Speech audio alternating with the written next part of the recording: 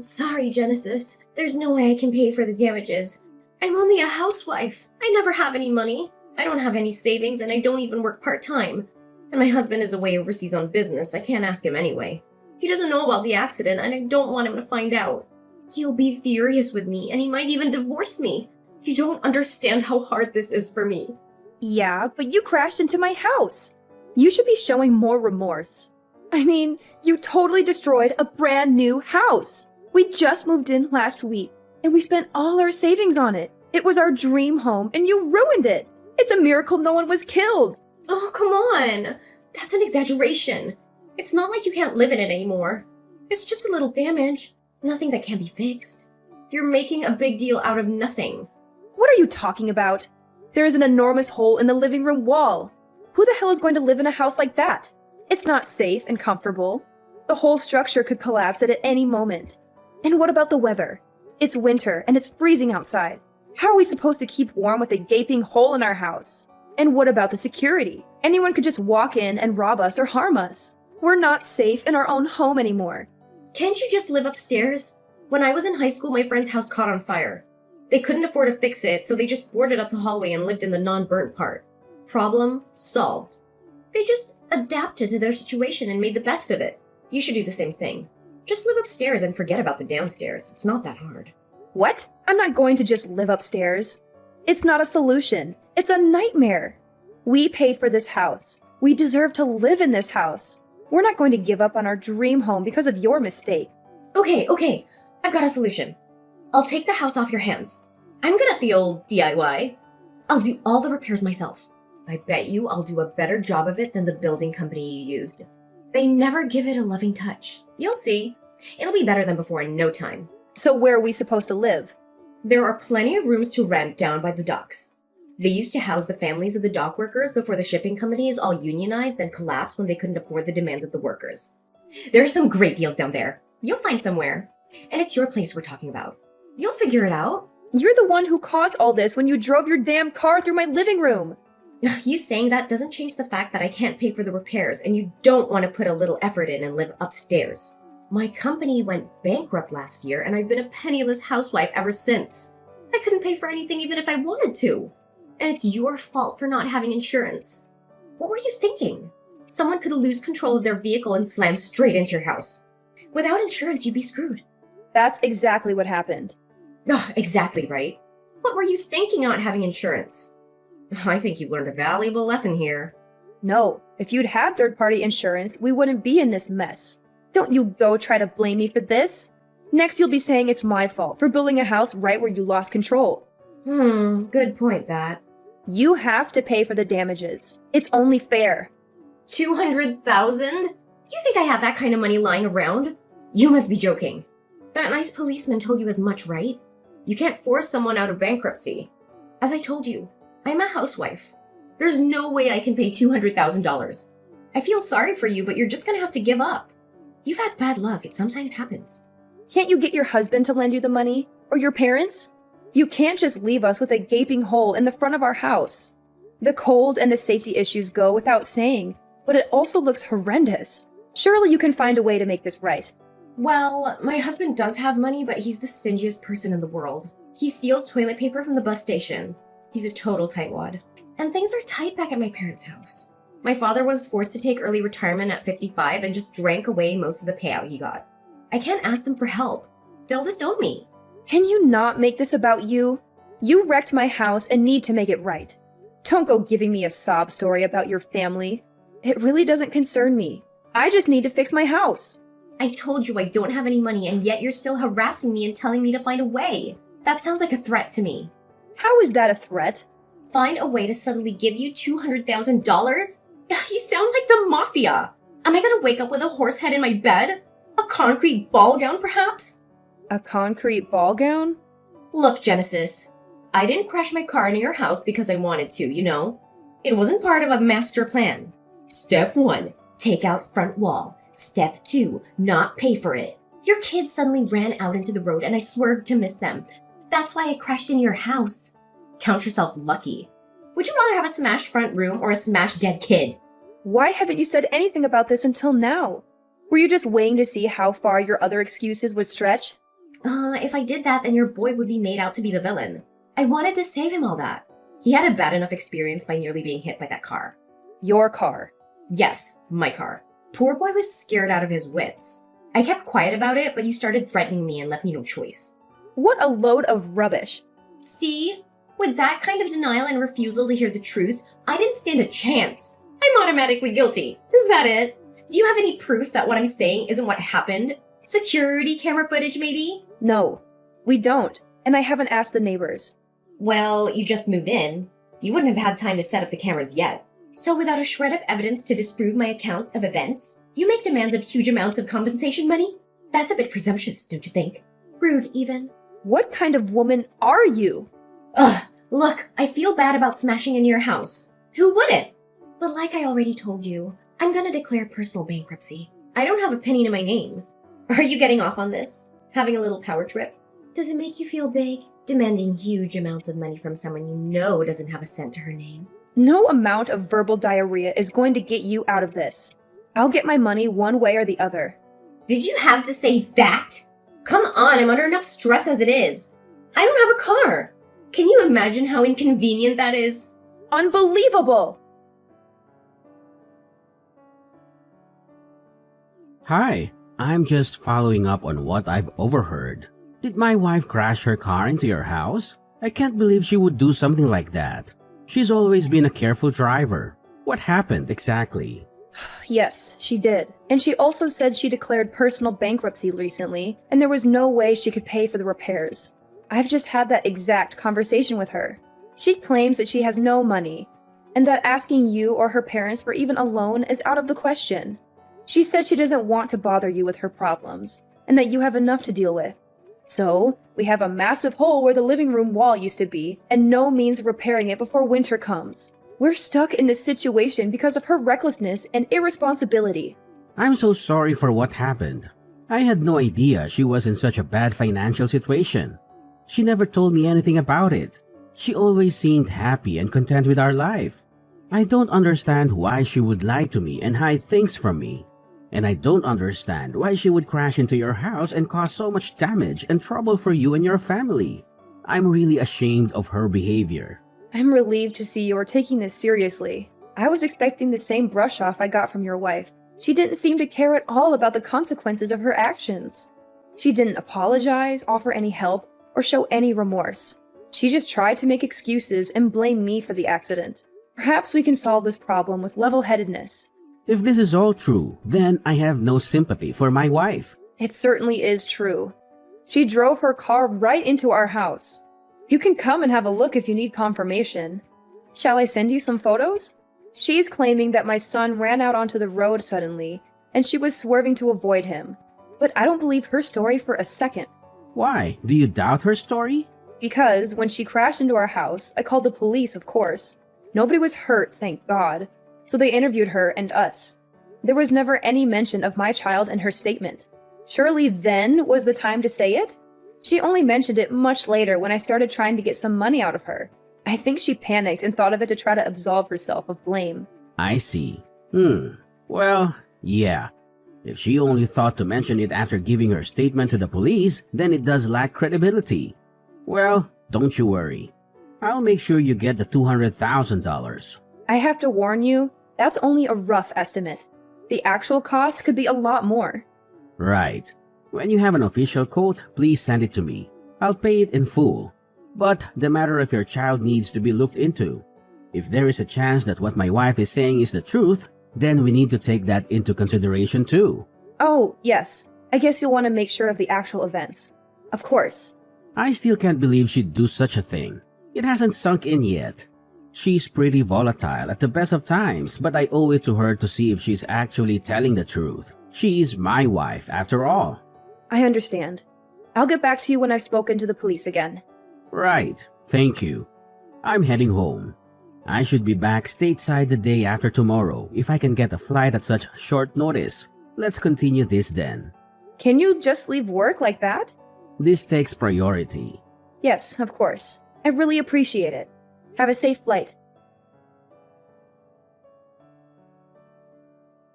Hey, how long were you planning on ringing my doorbell? If you ring and no one comes to the door, That should tell you no one is home. It's common sense.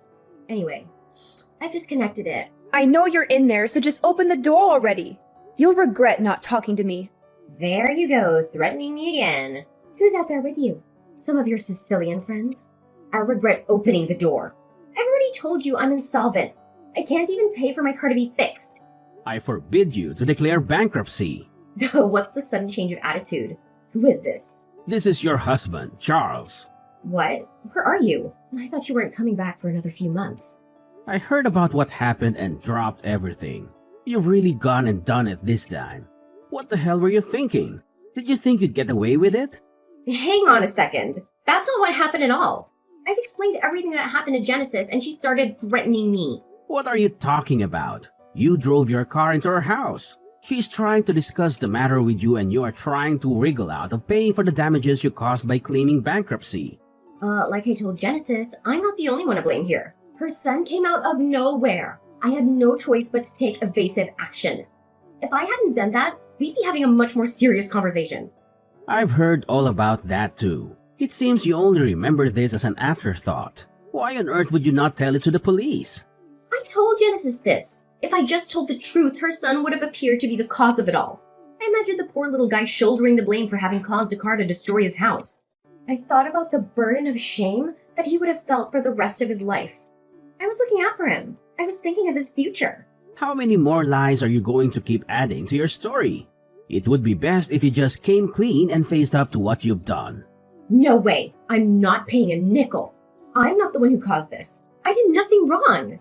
If you still demand that I pay, I will declare bankruptcy. $200,000 is a huge amount of cash. I can't possibly pay it.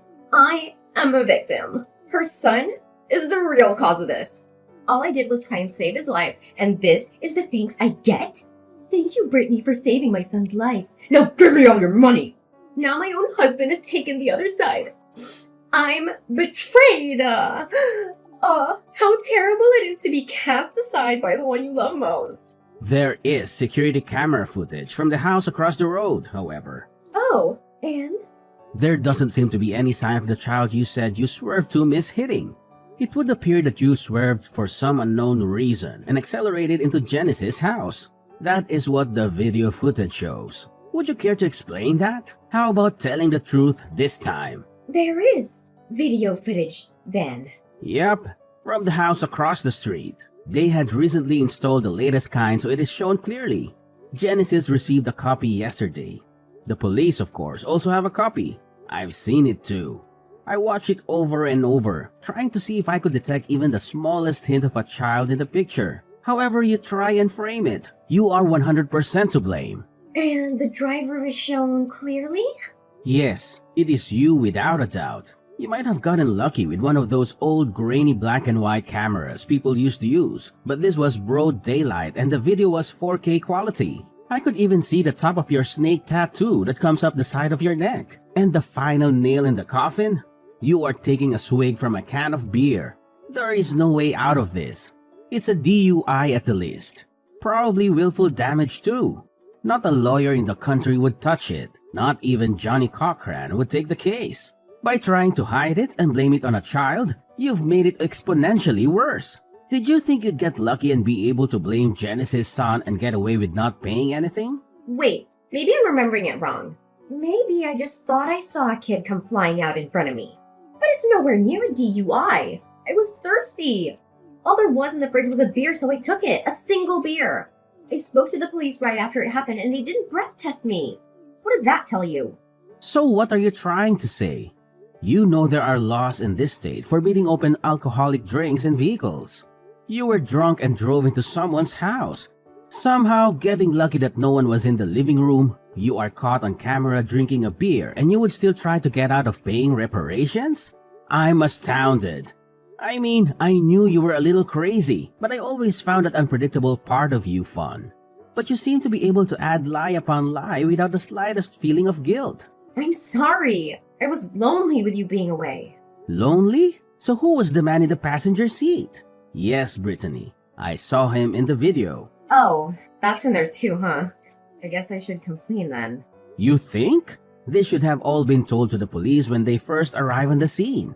You've tried to cover it up with all your lies. I was overseas, away from my family, trying to satisfy my boss in order to get a promotion, and all the while you were off drinking and driving into people's houses and having an affair? Wait, I repent. I've seen the error of my ways. I'll never do it again. I throw myself on your mercy. Forgive me. I was lonely on my own. You'd have done the same thing. I'm not a monster. I won't divorce you right away.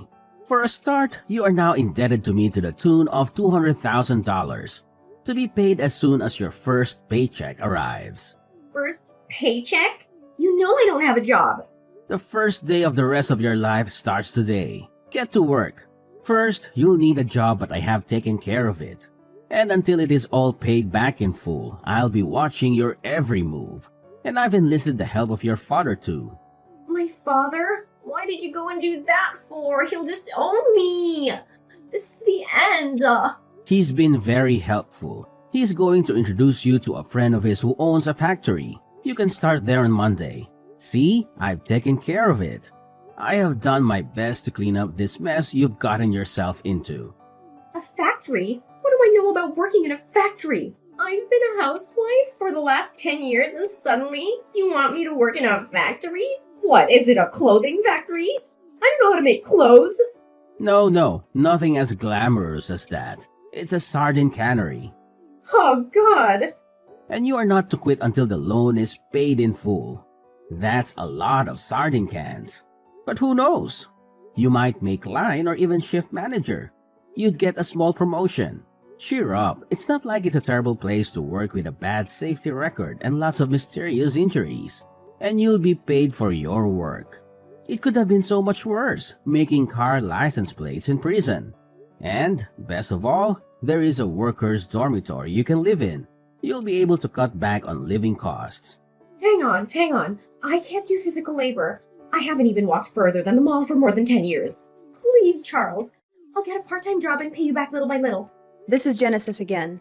It would appear that Charles has nothing further he wishes to say to you. What? Just listen to me. Why won't anyone hear me out? Okay, let's do it inside the house, shall we? I have an agreement for you to sign. If you refuse, I'll have no other choice than to call the police. Okay, I got it. I'll open the door. Hey, Genesis. Could you have a go at trying to make Charles see sense? You what? There is absolutely no way I can work in a factory or live in a dormitory until I've paid back $200,000.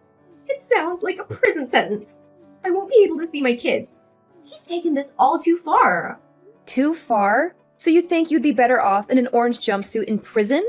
Shall I call the police and see what they make of the new evidence that has come to light? I can easily win in court, and probably get a lot more than $200K. I have all the evidence I need. The judge wouldn't take long to make a decision, I bet. No, You aren't in any position to make demands. Don't worry, you should be able to pay off the debt in about 15 years. Give or take a year or two, and maybe time off for good behavior. What? Just kidding, but I hope you enjoy the fish factory. You will probably have all the sardines you can eat. Very healthy sardines. 15 years of canning fish. I feel sick. Hey, you never know.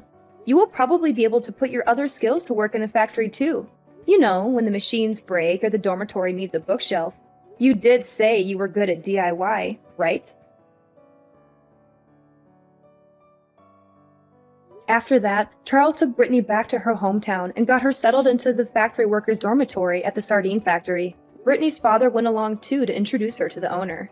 Apparently, it's backbreaking work loading the boxes of cans in the trucks.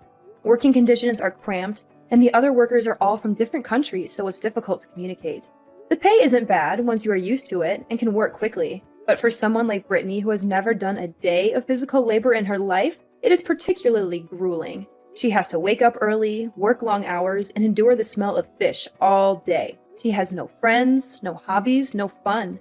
She has nothing but regret and remorse for what she did. I think she'll get used to it, even if it takes a few more months. She has, however, finally taken responsibility for what she did. She is focused now on paying back the money as quickly as she can. And the best outcome of all? Charles gave us the money we needed, and our house now has its living room wall again. And just in case, I've insured the house against further incidents like this. I've also invested in a tough fence, capable of at least slowing down any out-of-control car. It was a horrible experience. dealing with a selfish liar, but I've learned a lot from it. And everything is pretty much back to normal. For me and my family, I mean, not Brittany. But she has all the time in the world to think about it. Well, 15 years, give or take. She has to live with the consequences of her actions, while we can move on with our lives.